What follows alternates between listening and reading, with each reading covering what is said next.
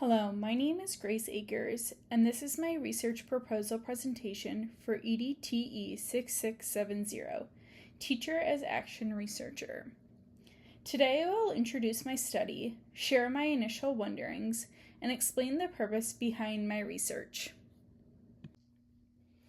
I am a kindergarten through 5th grade Title I tutor at Gillespie Elementary School in Fairview Park, Ohio.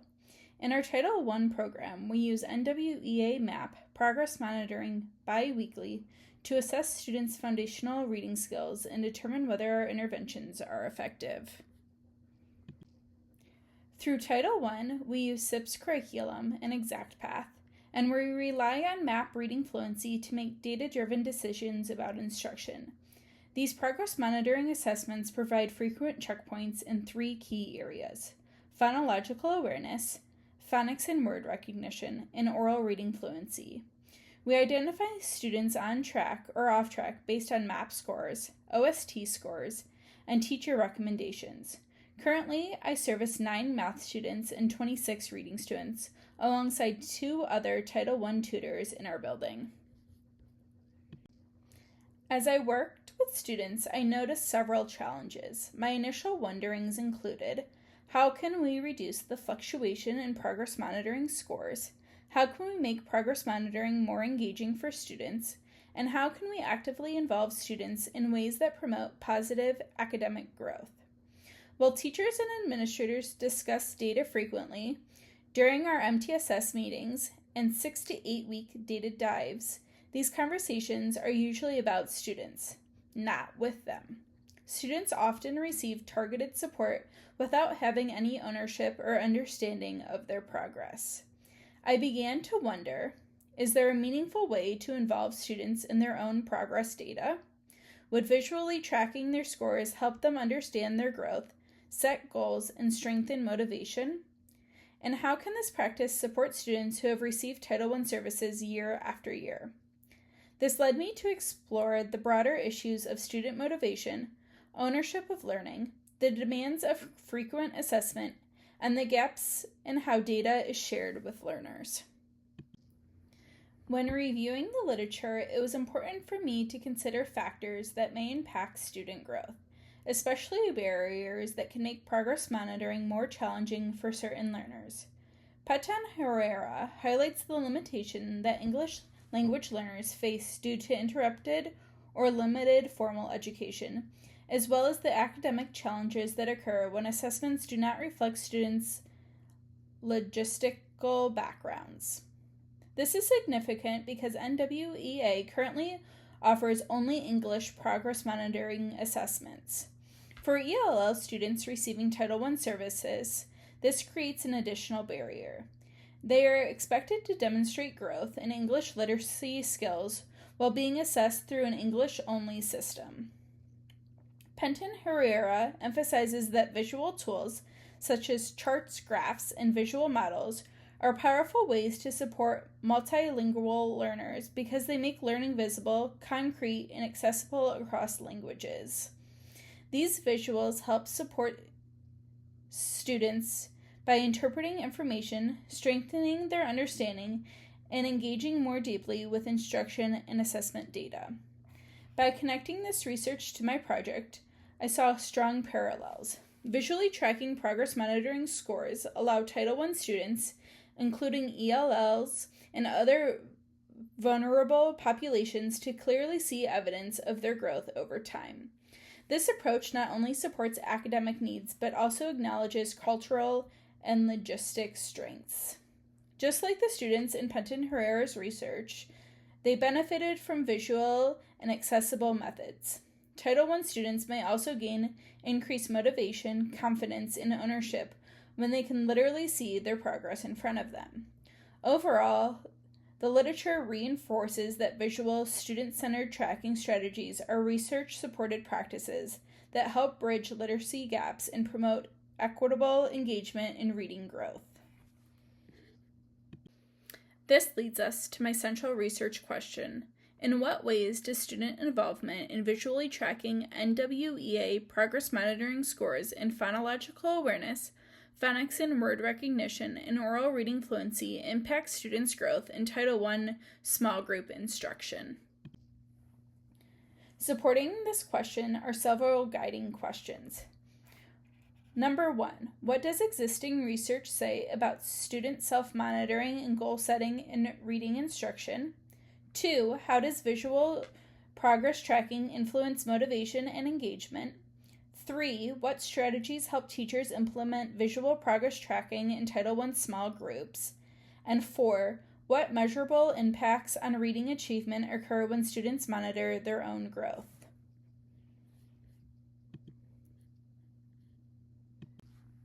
Another important component of my literature review focused on how students understand what they are visually tracking in their progress monitoring data. Hattie and Anderman's International Guide to Student Achievement examines over 150 factors that influence student learning and achievement, offering educators insight into how research can be directly applied to classroom practice. A key connection to my project is the guide's emphasis on making learning visible and helping students develop a clear understanding of their own progress. When students are provided with concrete representations of their achievement, such as charts, graphs, or visual data tools, they are more likely to develop the motivation, self-awareness, and accountability that the guide identifies as essential contributors to long-term academic success. In Title I small group settings, visually tracking NWEA progress monitoring scores aligns closely with Hattie and Anderman's research-based recommendations. By presenting students with visual, easy-to-interpret data, educators bridge the gap between assessment and understanding, empowering students to take more active roles in their learning. Just as the guide encourages teachers to apply research creatively and meaningfully, visually tracking reading progress becomes a practical, evidence-informed strategy to improve reading outcomes. When students can literally see their growth over time, they develop the clarity, confidence, and ownership that supports higher levels of learning and achievement. The literature review overview shows that progress monitoring provides timely, actionable data. However, misconceptions exist about its frequency and purpose. I examined how visually tracking may support different areas. These areas may support increased student understanding of their reading skills, more purposeful goal setting, improved literacy outcomes, and adaptations for ELL students and others who experience assessment barriers. It is important that we understand what exactly progress monitoring is. NWEA progress monitoring is a tool used to frequently assess a student's growth in foundational reading skills in order to see if a specific intervention is working effectively. It is a key component of NWEA's MAP reading fluency assessment and helps educators make data-driven decisions to adjust instruction and support individual student needs. Progress monitoring tests are given more frequently than benchmark tests and can track a student's performance over time in areas such as oral reading, fluency, and phonics. The first of the 3 MAP progress monitoring areas are phonological awareness. Phonological awareness assesses a student's skills in the awareness of sound structures in spoken words, monitoring students' ability to recognize and manipulate sounds in spoken language, such as identifying rhyming words or counting syllables. The next progress monitoring area is phonics and word recognition. This helps students evaluate their ability to connect letters and letter patterns with their corresponding sounds and to recognize words accurately. Assessing skills like letter sounds, blending sounds to read simple words such as cat or at, and recognizing sight words. The third area is oral reading fluency. This is the ability to read connected text with accuracy, speed, and expression. This involves measuring a student's ability to read a passage accurately and at a sufficient speed, often expressed in words correct per minute. Attached here is a 5th grade passage for oral reading fluency with the appropriate lexile level. When looking at the effects of NWEA progress monitoring on reading growth, research suggests that combining MAP progress monitoring with student-led tracking can identify skill gaps more quickly, increase student motivation and ownership, strengthen student-teacher feedback loops, enhance the MTSS process, and support more personalized instructional adjustments. These findings support my rationale for implementing visual progress tracking in my own Title I small group instruction. The rationale behind NWEA MAP progress monitoring is that it provides timely data between data dive meetings. It detects small incremental skill growth missed in longer intervals. It identifies specific reading subskills such as the phonological awareness, phonics and word recognition, or oral reading fluency. It supports required Tier 2 progress monitoring frequency data points, and it allows for faster adjustment of interventions within Title I. The strategies in reading that NWEA provides are the following. It allows us to set goals using student RIT data and teaches skills aligned to RIT bands. It tracks progress with simple visual charts. It teaches explicit phonics and decoding routines, and it uses repeated readings to help build fluency. Next, let's look at the research methodology for my project. This study will be conducted with my 5th grade Title I reading group consisting of 3 5th grade students, ages 10 to 11. All 3 of these students are males, and 1 student is receiving special education services through an IEP. The setting is Gillis Sweet Elementary School, and the study will take place over 3 months, January through March. At this time, I do not see any ethical issues. Assessments and data collection will be done through the following. Students will complete bi-weekly progress monitoring in phonological awareness, phonics and word recognition, and oral reading fluency. Students will then chart and graph their individual scores, complete short reflections, and set and update their personal goals. As students complete progress monitoring data points, I will collect teacher observation notes, on-task versus off-task behavior documentation, checklist and anecdotal records, whole group and individual tracking charts, and pre- and post-interviews on motivation and understanding of learning. All documentation will be stored in a binder and analyzed both individually and collectively. Before beginning this project, I wanted to gauge a little bit more about my 5th grade students' reading interest. In order to do this, I created a record sheet interviewing them about their reading interest. The first question is, do you enjoy reading on your own? Why or why not? What kind of books or genres do you like to read?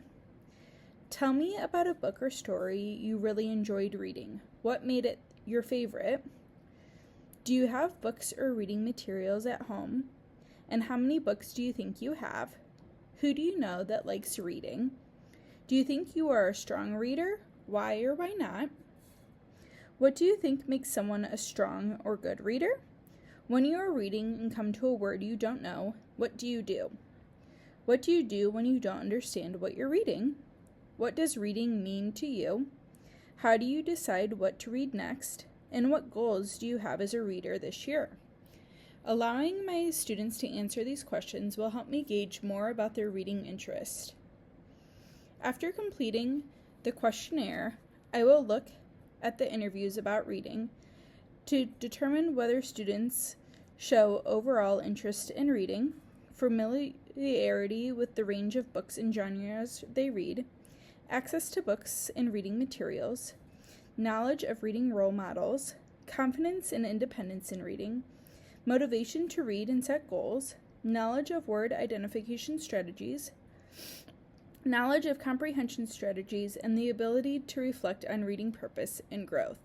I will look at this and see if it is not evident, sometimes evident, or high evident.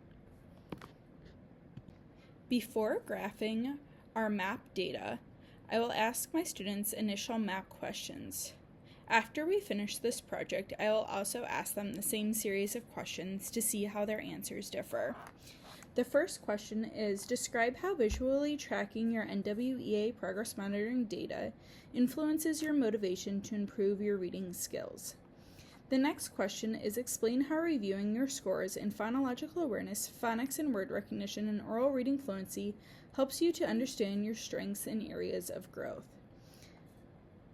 Number 3, how do you use your data to set personal reading goals? Number 4, what strategies do you use in small group instruction to improve in the areas measured by NWEA? 5, how has monitoring your progress over time affected your confidence as a reader? Number 6, in what ways does your teacher support you in interpreting or understanding your progress monitoring data? 7, describe a time when you noticed growth in your data. What do you think contributed to that improvement? 8, how does visually tracking your data help you stay focused during small group instruction? 9, how do you apply what you learned from your data to independent reading or practice outside of small group title time? And number 10, what goals do you have for your next progress monitoring cycle, and how will you work towards them? After completing these series of questions, I will look at awareness of personal NWEA data and trends, understanding of skill areas, phonological awareness, phonics and fluency, goal setting based on data, engagement and ownership of learning, the ability to articulate strategies for growth, reflection on instructional support, motivation and confidence related to data tracking, and the evidence of transfer of learning. I will look to see if these are not evident, sometimes evident, or highly evident within student growth. In order to complete our project, I have created individual graphs for students to shade once progress monitoring has concluded for that cycle.